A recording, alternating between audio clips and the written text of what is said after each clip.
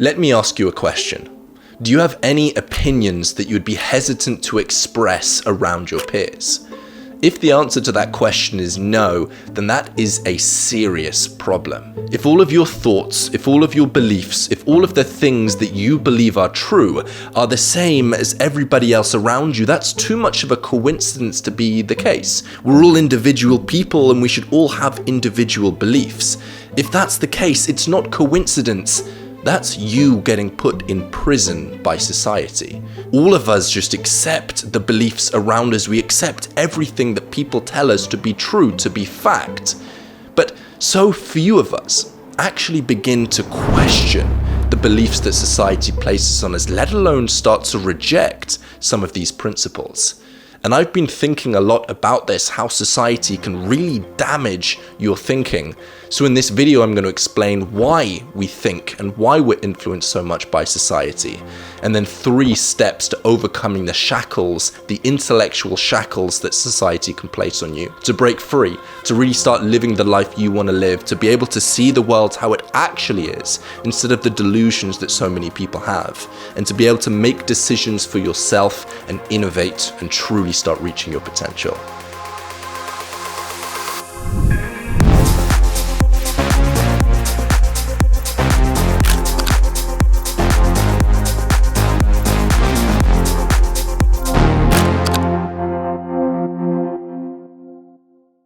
And in order to do that, we have to understand why we hold certain beliefs. And the answer to that is we hold beliefs because they are useful.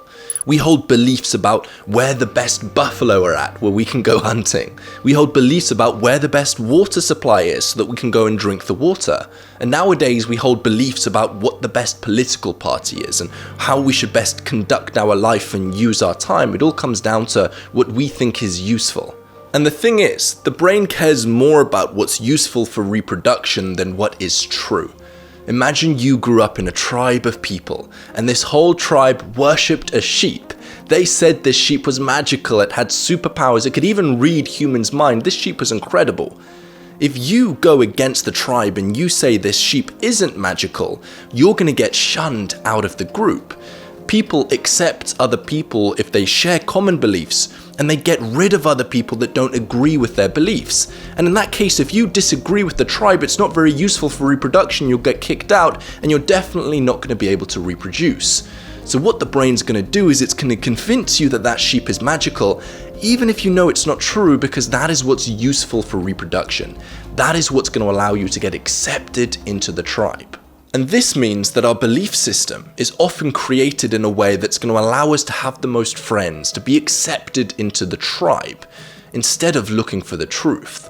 So we have real truths and we have social truths. And social truths aren't necessarily things that are true, it's simply things that bring us many more friends. But this can get incredibly dangerous because it's very difficult for the brain to distinguish between social truths and actual truths. It's almost impossible. And why is it so difficult to distinguish? Well, it may be because the brain deceives us in order to deceive others. You see, humans are pretty good lie detectors. We can naturally tell pretty well when somebody is lying towards us. So in order for us to get accepted into the tribe, the brain knows that it must not lie because other people will pick up on that. So the brain makes us believe things that it knows isn't true purely because it knows it's going to get us accepted by that. We've got an incredible knack for holding beliefs in our mind purely for getting accepted and believing in those beliefs so much that we don't even begin to question them, because we worry if we start to question these beliefs, we start to risk getting kicked out of the tribe or not being accepted so much by the people around us. So the brain can very easily convince you that the sheep does in fact have mind-reading powers when you know logically that that isn't the case. It's very easy to get deluded. The brain can even find logic to back up emotional decisions. It's why we have these growing groups of conspiracy theorists who let themselves believe in slightly crazy, slightly wacky things purely because they know that's going to allow them to get accepted into a group like they've never been before.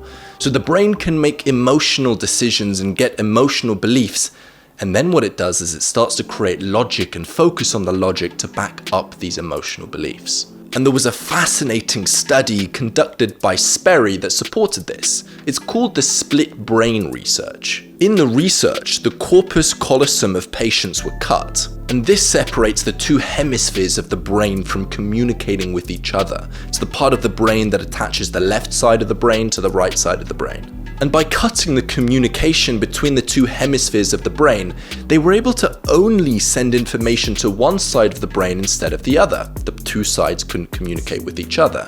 And as you know, the left side of the brain covers the right side of the body, and the right side of the brain covers the left side of the body. So what they did is they blocked off one of the ears and they put instructions into the right ear, which communicated with the left hemisphere of the brain. And in the instruction, they told them to get up and stand up and walk across the room. So the person got up and they stood up, the patient, and they walked across the room. And then they asked the other side of the brain, the part of the brain that didn't receive any communication, "Why did you just stand up?" And the person replied, "Well, I wanted a Coke." So basically, what happened here was the person ended up doing something, and one part of the brain didn't understand why they ended up doing this thing.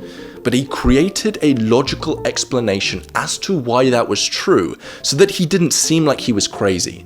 And the brain is doing this all of the time.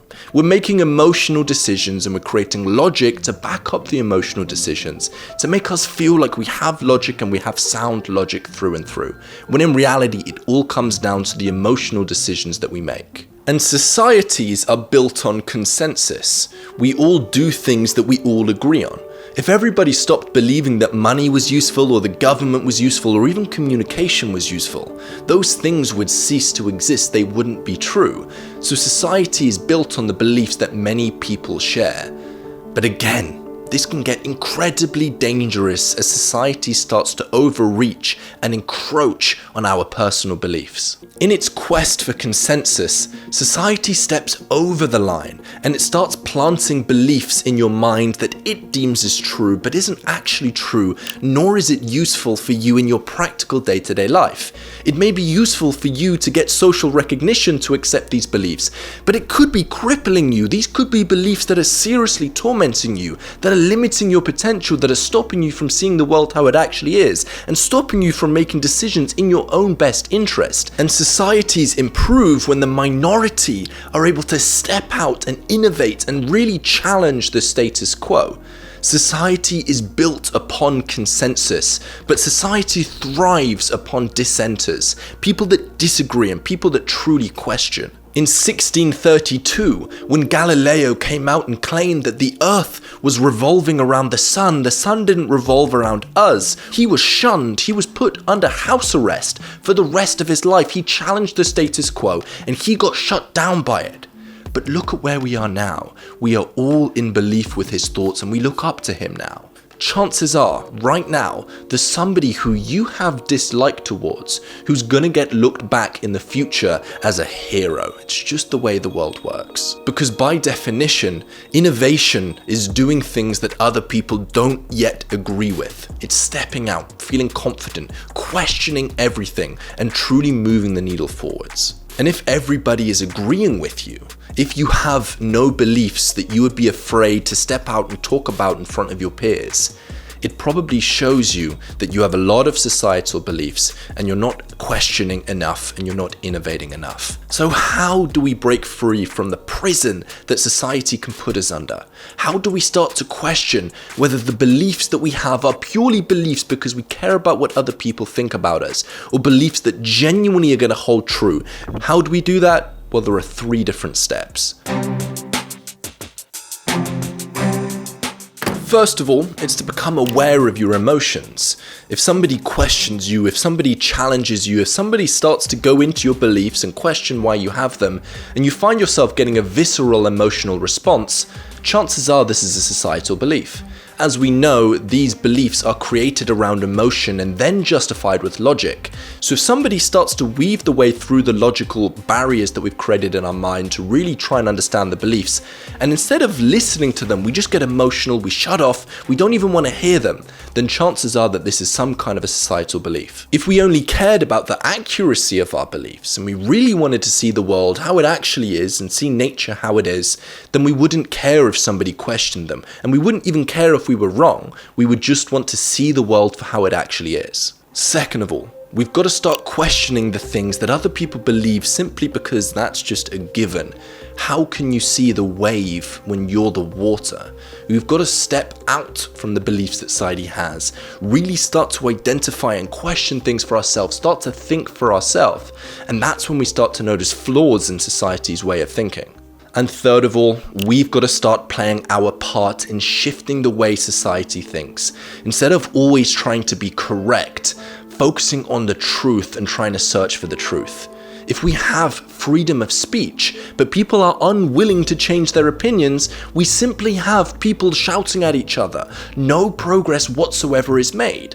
On top of this, if we're afraid to question, if we're afraid to communicate, if we're afraid to even have conversations and go out into the unknown, this is another massive flaw in society. So we've got to start questioning, and we've got to start listening. We've got to start listening to all ideas, even ideas that challenge the status quo, especially ideas that challenge the status quo, because those are the ideas that could move us forwards. And if you follow these 3 steps, you'll be able to break free from society's prison. You'll be able to start thinking for yourself. You'll be so much more free.